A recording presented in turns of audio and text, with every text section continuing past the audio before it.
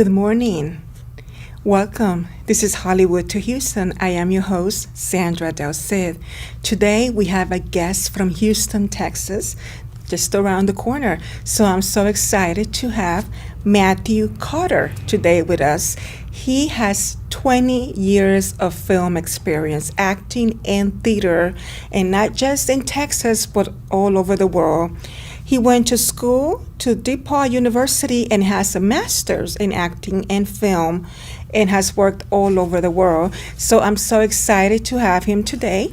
And we're going to be talking to Matthew Carter in just a moment. But before we meet him, I wanted to recommend an awesome movie that just came out with Kevin Hart. If you remember Kevin Hart, he came out 2 years ago with Central Intelligence and Dwayne Johnson, and it was just hilarious. It was funny. So he's got another movie out, and that one is called Night School. Kevin Hart stars in Night School, and it's really funny. You got to go watch this movie out. He decides to get his GED, goes to night school, and has a really tough teacher, and it gets really funny after that. So let's go ahead and watch the trailer for the movie Night School, and we'll be right back. This is the grill for you. I call it the Obama. Como te llamas? Me llamo the pit bull. I call this the big black machine. Lisa, you're the best thing that ever happened to me. Oh my God. Do you smell gas? A little bit came out, but I was nervous. That's just a quick Okay. one. No, that's I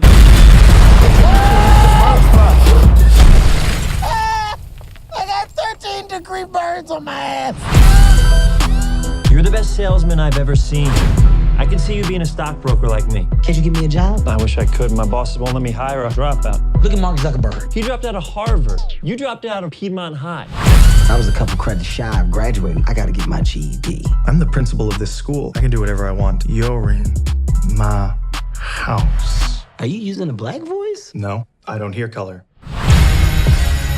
All right, let's do some introductions. My name is Carrie. I'm here to make a little extra cash so that I can afford this warrant that I got. But that's none of y'all business. Welcome to night school. This book is kind of thick. I thought it'd be more like a leaflet. If you're not gonna do the work, drop the class. Just no, I'm gonna do the work. You'll see. We'll see. Yes, we will. Great. Superb. Excellent. Good.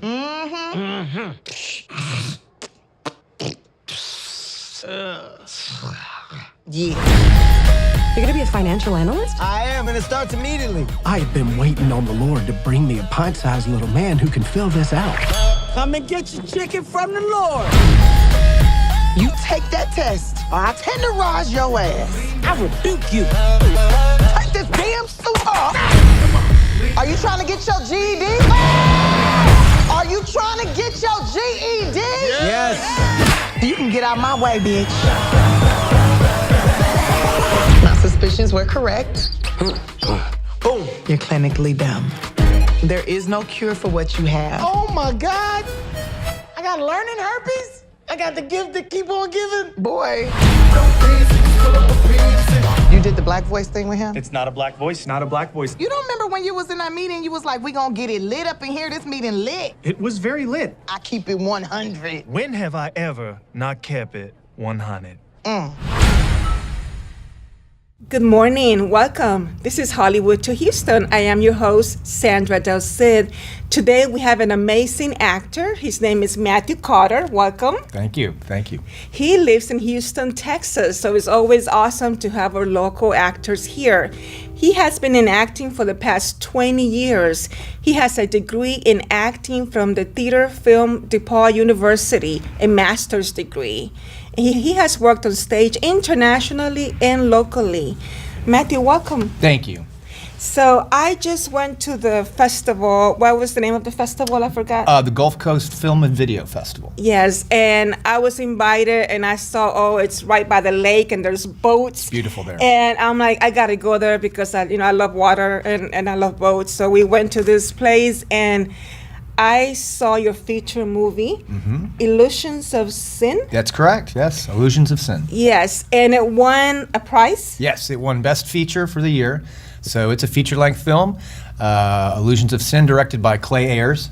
And yes, it was an unexpected but really great treat to win Best Feature, because that's kind of that's the big one. So we were very excited, and excited for all the nominees. So. Yeah, I was so impressed with your acting. You and June, which were the main actors of the movie, very good acting. And now I know why. I just find out you have a master's in acting. How was that going to school? Well, I graduated in 95 from the University of Houston. I got my Bachelor's of Arts in Theater. And then took a year off, went to graduate school, and graduated in 99 from the theater school at DePaul University in Chicago. Wow. So you've been all over. All over, yes. Chicago, wow. So how long have you been in Houston?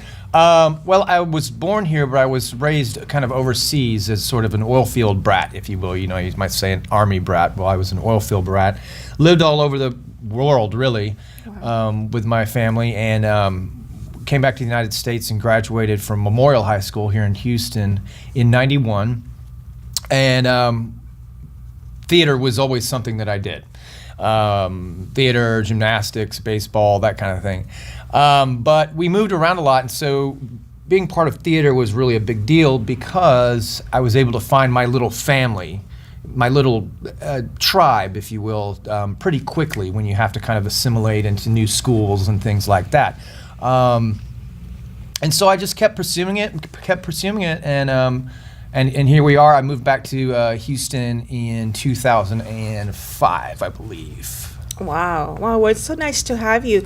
So what other projects are you about to begin? I don't have anything specifically happening. I've got a web series that I've written that I'll be producing with help from some people in Austin, and hopefully here too. And that's called Goodbye Hero. And then I just wrapped doing a short film with Courtney Glaude and the Green Eyed Monster team here in Houston, and they've had a lot of success.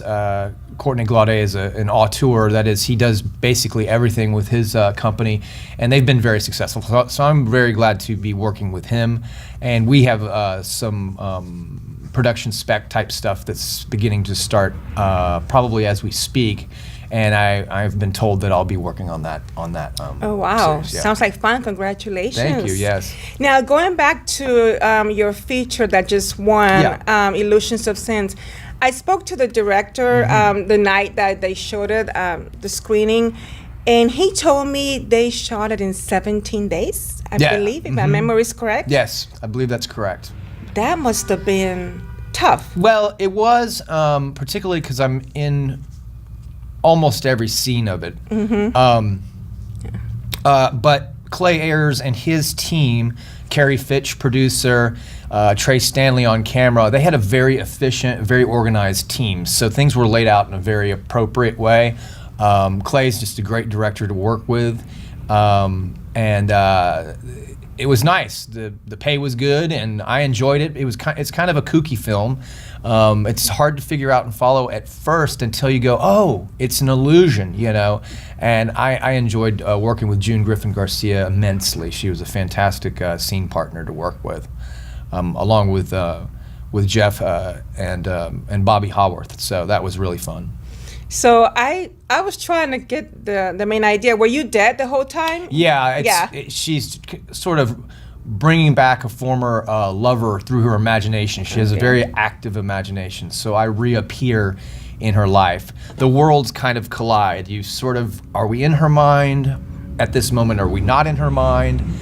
I mean, I have a really creepy scene in that where I am dead, but I'm looking at myself in a coffin. And so it's that kind of dual reality that I thought was really interesting in the script. The script was written by Robert Hazel. He lives out of town, and it had won a bunch of sci-fi kind of awards and stuff as a screenplay, just from those screenplay festivals. Clay Ayers picked it up, and the rest is Illusions of Sin history right there. Yeah, very good, very interesting. I couldn't move trying to pay attention and trying to figure out what was going on. And your acting in June was impeccable. Thank you. Great actors. So I know it took a year to edit, I believe. So you guys filmed this, 2016? Yeah. Yeah. Okay. And of course, editing a feature film takes a while. There's always the financing issue. There's the logistics of it. I went to a screening, I want to say in February, and that was like a rough cut. Clay was really gracious with our screening audience over at Alamo Drafthouse, and he took notes, he took suggestions, and recut the film, and that's what you saw that won the Best Feature Award for 2018. So. Wow. Well, congratulations. Thanks. So, have you ever had? What's the best movie so far that you really enjoyed, and why? Out of 20 years, it's a long time. Yeah. Mm-hmm. So. Well, my first feature, not counting the stuff that I did while in college, but my first real feature was a horror thriller called Backroad. That was shot here in Texas. Wayne Slayton directed that, produced with a wonderful group of people. Wayne's gone on to have much success. That was a real blast. In that movie, I play a pretty mean guy who's hitchhiking, and the problem is that the guy who picks me up, hitchhiking, taking me down this back road, is even worse than I am. So, and there's a lot of twists and turns in that one. That one was really fun, but I went on to work with Wayne Slayton on a project called Dropa, which should be coming out, I don't know, I would assume sometime in the spring.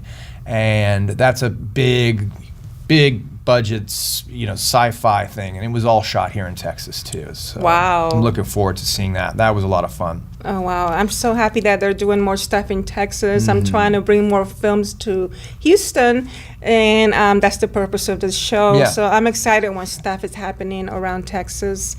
Let's go watch your clip. I know you brought me a clip, so let's go watch Matthew clips, and we'll be right back.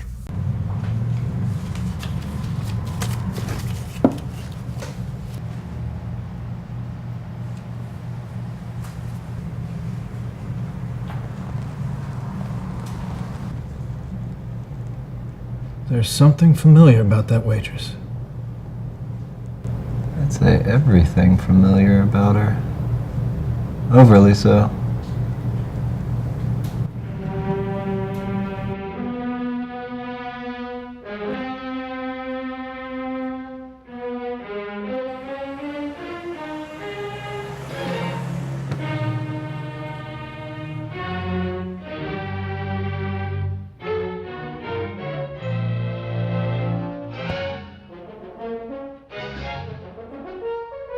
Yes, we will be so deathly afraid of sex.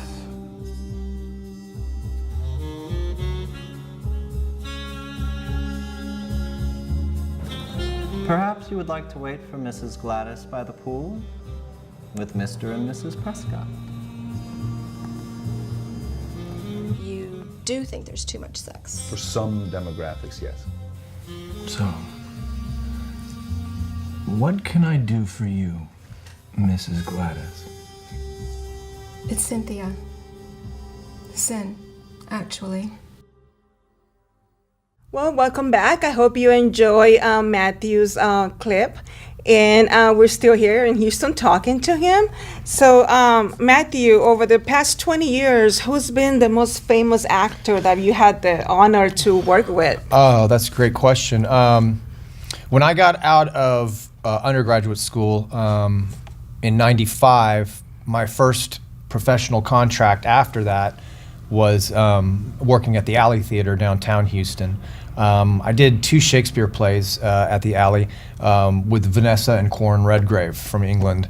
Of course, she won the Oscar, I believe, in 1968. Wow. Yeah, and she is a world famous actor. You've seen her in many movies, including Mission Impossible and that kind of stuff. But she had a theater company that did called the Moving Theater Company, and they did a joint venture essentially with the Alley.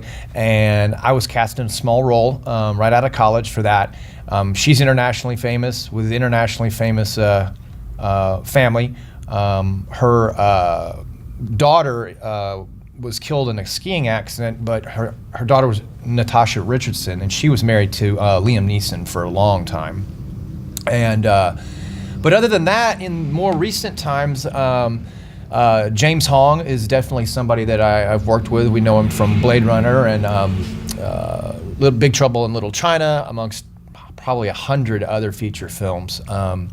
And he was very exciting to work with. He's an older gentleman, but he's got a tremendous amount of energy, really incredible presence, and he was really funny. And it's really interesting when you work with somebody who is that well known and has that longevity in the career. They don't take life too seriously. They have fun, and it's really fun to work with people who are, confident in their own career and are able to just make fun, assimilate into a strange world, and I learned a lot from him. So that was fun. Oh, that's awesome. I love to meet people that way.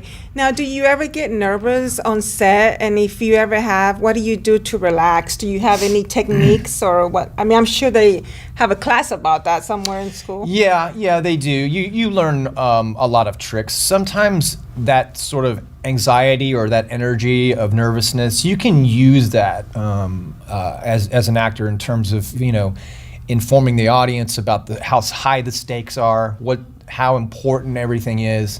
And so for me, it's just breathing. I get more nervous doing plays than I do in film because film is such a controlled environment. Mm-hmm. The one tricky part, and is, and any actor, director, production person knows, is that many times you have to share these intimate moments, and there's 25 people standing in the room, so you have to kind of block that out and really just focus on your scene partner and just put yourself in that place, and then you start to forget that it's even happening. Mm-hmm. Which Illusions of Sin does have some scenes up there. Yeah, definitely. So that was something. But what's great about that is that when you work with somebody who's a real professional like June Garcia, things are very comfortable. You even if you're doing an intimate scene. She's a pro, I'm a pro, and so we know to get the job done and moving on, right? And especially shooting in 17 days. We gotta move, right? Yeah, I couldn't even. Was it 12-hour days or 14-hour days? They could be definitely 12-hour days, but Clay was the director, Clay Ayers, was very efficient because he was so organized that setups didn't take as long. And so we didn't do a lot of takes in the movie. Some of the stuff that, some fist fights and stuff, those take a little while to set up. But that's just the thing. You just want to keep on moving, keep on the narrative, and making sure that the audience, that you hope that the audience is catching on and that they're with you, once it hits the big screen. Wow. Yeah, it was a really good movie. And it was, how long was it? 90 minutes? I would say it's 90 minutes, 92 minutes maybe. Mm-hmm. Yeah, it's a full-length feature, so. Mm-hmm. I think that Clay, the director, this is, I think, just the beginning of the festival circuit that he's going to take this movie around to. So I'm looking forward to seeing how it does in other festivals around the state, and also other festivals all over the country, maybe internationally. We'll have to see. Yeah, I'm sure it'll do well. It's already winning, so I'm sure it'll win some more. I hope so. Yeah, it was pretty good. So what are your tips for actors up there that are beginning actors? I think one of the things about it, and it's a cliche, but I'm a pretty physical actor in terms of what I do physically, and so I have to bring things down. Mm. I have to concentrate things a little bit, distill my motivations, my facial tics, my hands. I have to kind of bring it in.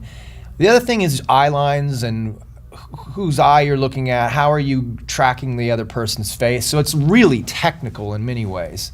But by being technical and really knowing your lines and really knowing why you're there, why that character is there, and why they're in this situation, helps take away the nervousness. And it also gives, the movie gravity. In other words, that it actually means something. It's not just, people just talking. There's stakes involved. There's a reason it's a movie, and that's because things are really important at this moment in their lives. So we've got to do that, but we don't want to overdo it. So exactly.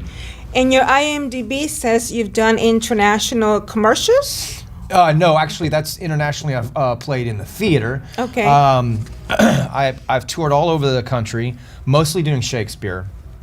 My background is pretty heavy with Shakespeare. And so I've been all around the country on tour for Romeo and Juliet. Went back to Chicago to do King Lear. And then I got a call to go to London to the Shakespeare's Globe Theatre. And I did that gig, which was a wonderful time, working with an international company at really one of the most prestigious theaters in the whole world, really. And speaking of famous people, my boss while I was there in London was Mark Rylance. So you might remember him from Dunkirk, and he's won Tonys on Broadway. He won the Oscar for the Spielberg spy movie, which I can't recall the name of it right now, but he won Best Supporting Actor for that.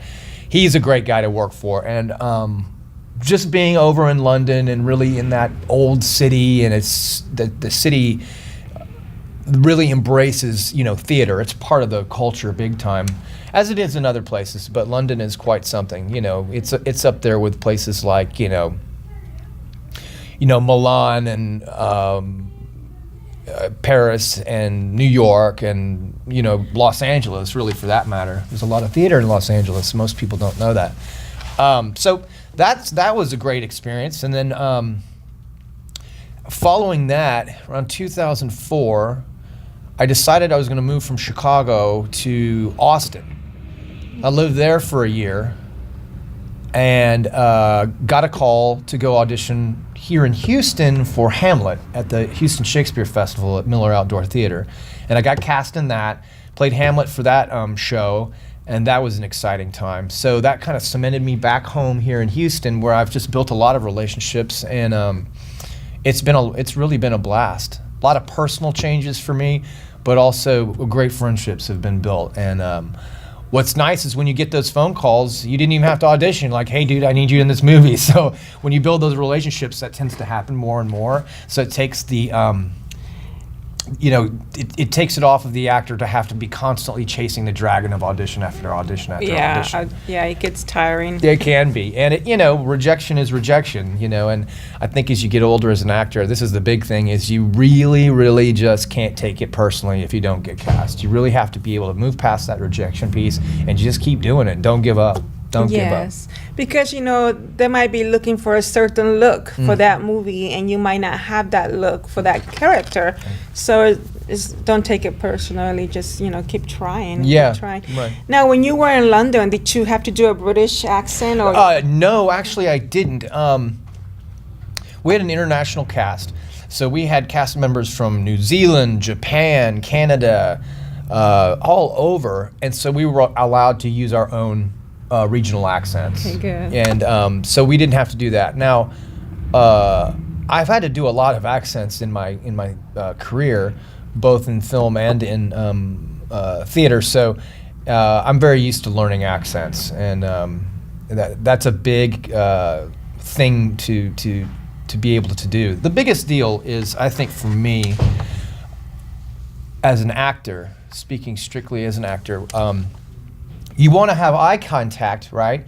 But I really think these are the most important parts of an actor, is to be able to listen appropriately. And if you're really listening to your partner, then it seems like everything else really falls in place. Because it's hard to laugh on camera and make it authentic. You really have to be listening. You have to really think it's funny, or it comes off as fake. And so it's a lot of tricks like that. Yeah, ears are the most important organ for an actor, I think. Now, I did a tour in Europe, and I can't remember if it was London. Was the Phantom of the Opera born in London? Yes, okay, it was. I drove on the West out End, yeah. Yes, I drove in front of that theater, but they didn't let us get out. Wow, that is such a wonderful place to work with. Yeah. And that play is famous worldwide. Yes, of course. Oh my gosh, I love that play. So that's a wonderful experience. Yes, I've had acting has taken me to some really great places. Definitely. But did you miss the USA while you were there, or? Well, it was almost like a working vacation. So okay. It was like everything was out of my hands. I had a hotel room. Everything was taken care of. How long? I was there about 3 months, I think, Wow. something like that. So, Wow, yeah. nice. That's a nice vacation when you're Yeah, getting especially paid. when you're getting paid. So it's like London, doing a Shakespeare play at the Globe, and you're getting paid. Wow, you can't beat that. Yeah, so. That's everything you love in a package. Yeah, that's right. That's right. Wow, that's awesome. And are you producing anything? Have you directed something? I believe. I've directed quite a few things, mostly short films. I've directed a couple commercials, and yeah, I've directed and produced my own films. I love doing production, frankly. I like having my fingers kind of in every aspect of the filmmaking thing. I'm primarily an actor, but coming from that, a lot of times if you want to get the stuff done, you have to produce it yourself. And so a lot of times you learn by doing it. I didn't study film in college. I studied strictly acting. But once you've done it enough, you start to learn everything. Maybe you might not be a master on the camera, but you know how to talk to your cinematographer or director of photography in the language where everybody can understand we're all communicating. We all know about the production. We know, what type of lights there are and what kind of microphones we're going to use. And so that's always helpful. You can't, the college of life, you can't mistake that, right, in terms of making films. Have you ever been a PA or a stand-in? I have. I've done PAing, not standing in, but I've done second AD. Okay. Sometimes when the roles dry up, it's still like, hey, but I still want to be on your set. Because if you're, second, first AD, and you're watching other good actors work, that's a learning process too. Yes. Yeah. Yeah, it's good to watch experienced actors too. It's fun being on set. I enjoyed being on set on Queen of the South, even though I was just an extra. I feel like I learned a lot. Oh yeah, definitely. And it was fun. So what are your goals? I mean, we're in October. We're beginning October right now. So I'm over here looking, we're getting close to a new year. What are your goals for 2019? Well, 2019, I really hope, is when we see the feature film Dropa come out. Okay. For a Houston movie, that is a big budget. And it's got fantastic special effects, great actors, Jason Douglas from Walking Dead, David Matranga, who's a local, celebrity, really, he's been in so much stuff. I really appreciate him. And let's see, and then Larry McKee is on camera. He's running the camera, and I'm looking forward to that. The other thing is I'm looking forward to just new projects. I'm looking forward to building more relationships, just staying healthy and staying on top of my game. Taking care of my body and being ready to go whenever you got to get going. Because a lot of times for films, you don't have a lot of prep. You don't have a lot of rehearsal. So you really have to be ready. Yeah. Be ready. Yeah, be ready. Like scouts, like today, I called you last week. Hey, you want to come on a talk show? He was like, yes, I'm ready. I'm ready. I always keep the jacket in the truck. Oh, good. I That's do. smart. I do. Put it on. Makeup and a jacket. Yeah. Now, what was Dropa about? Dropa is I can't give too much away okay. for the non-disclosure agreements, etc. What I can say is it's a sci-fi thriller that takes place in the future, in Houston-ish, maybe Houston in the far future, and it's got everything. It's got the love story. It's got the violence. It's got the whole sort of a political view of things that maybe we can see in ourselves today. It's the dynamic of what is the environment like in the future, and how do cars work? Wow, and sounds very interesting. Yeah. Kind of like the Jetsons, maybe. Yeah, okay, that's one way. A darker version of the Jetsons. Okay, yeah, because it's definitely a drama, big time. Oh yeah. Wow, I'll have to keep an eye for it. I hope they have a movie screening. Oh, I'm sure they will. Oh yeah. Gosh, I gotta keep sure. an eye for it. Yeah. Yeah, you will hear about it. Goodness, sounds really good. When was this film? We started production on it several years ago. I'm loath to say, but it was a long time ago. But there were a lot of cast changes. I changed from one role to another. We were able to secure financing and for certain aspects from pre-production to production, and then all of the VFX, all the visual effects were done in another state. So these feature films that are heavy with CG and all that can take quite a long time. Oh, yes. Yeah, I mean, Yes. and I always think to myself, my God, I think we started this thing like 7 years ago. But then I think to myself, well, it took Ryan Reynolds 7 to 10, 10 years to make Deadpool, you know. It took, Benjamin Button, that took forever for Brad Pitt to make with David Fincher. So you don't feel too bad, you know. You're like, look, it's done when it's done. It's a lot of work. Yeah. It's so much work. And a good movie takes time Yes, it because does. there's so much to it. Uh-huh. I mean, people don't realize it. Right, because even when the movie's cut and ready to go and the credits have rolled, there's still the whole marketing piece. There's the merchandising of it.